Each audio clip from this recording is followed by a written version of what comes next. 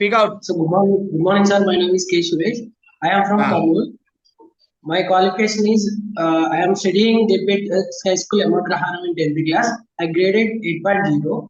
After that, I am going to intermediate education, AP Model College in Madhigera. I got the grade in 8.3.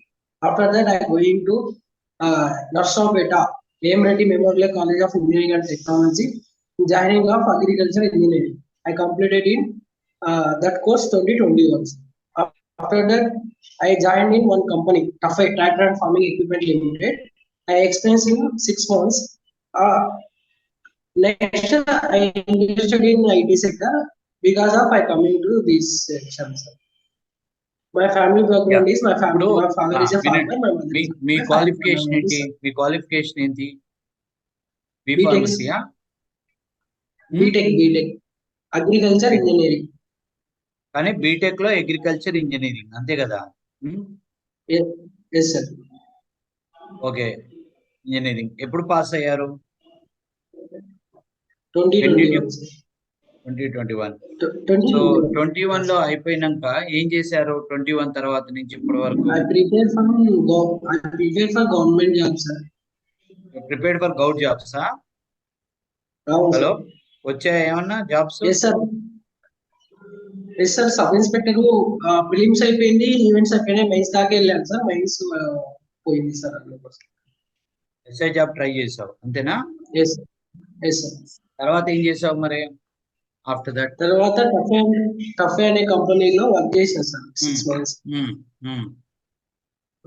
తర్వాత IT sector ఆగుతాము. Okay, so ఈ institute ఎలా తెలుసు మీకు? Institute ఎలా తెలుసు? Relatives చెప్పారు sir. Okay, SI job prepare అయ్యావు, తర్వాత ఈ ఇన్స్టిట్యూట్ ఎలా తెలుసు నీకు?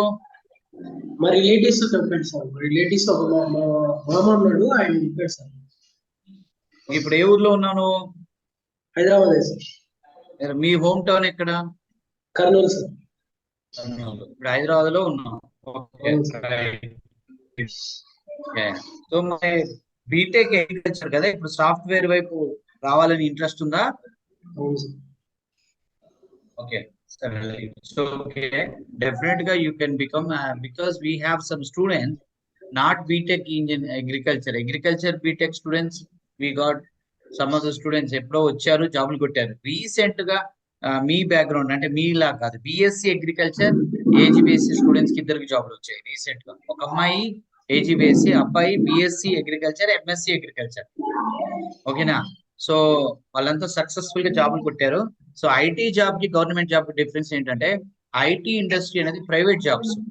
ఒక్క కంపెనీ కాదు, 100 కంపెనీలలో లక్షల ఉద్యోగాలు ఉంటాయి, 1000 కంపెనీలలో లక్షల ఉద్యోగాలు ఉంటాయి.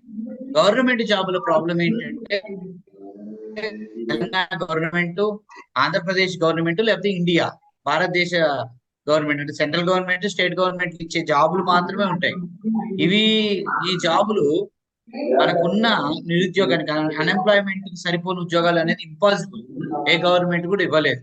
సో ఇవి మనం గుర్తించాలి. ఫస్ట్ లక్షల్లో ఎగ్జామ్లు రాస్తారు, 100ల్లో 1000ల్లో ఉద్యోగాలు ఉంటాయి. ప్లస్ ఆ నోటిఫికేషన్ కూడా 5-6 ఏళ్ళకి ఒకసారి పడుతుంది. సో అక్కడ జాబ్ రావటం అనేది కొంచెం కష్టమైన పనే. ముందు మీరు సాఫ్ట్వేర్ జాబ్ కొట్టి సాఫ్ట్వేర్ జాబ్ చేసుకుంటూ సైమల్టేనియస్ గా you can prepare for your dream job called govt jobs. అప్పుడు గవర్నమెంట్ జాబ్ రాకపోయినా మనకు జాబ్ ఉంటుంది. ఇప్పుడు మన వాళ్ళు చాలా మంది చేస్తున్న ఒక పెద్ద సమస్య ఏంటంటే, ఆ గవర్నమెంట్ జాబ్ పని మీద పట్టుకుంటున్నారు. 5 ఏళ్ళు 6 ఏళ్ళు, ఈ లోపల ఏజ్ బార్ అవుతుంది. You touch 30, 28, 29. మనతో పాటు అప్పటికే సాఫ్ట్వేర్కి వెళ్ళిపోయినాడు, ₹1,00,000 జీతంలోకి వెళ్ళేసరికి మనం డిప్రెషన్ లోకి వెళ్ళిపోవాల్సి వస్తుంది. అదే మనం ఫస్ట్ సాఫ్ట్వేర్ జాబ్ లోకి వెళ్ళాము.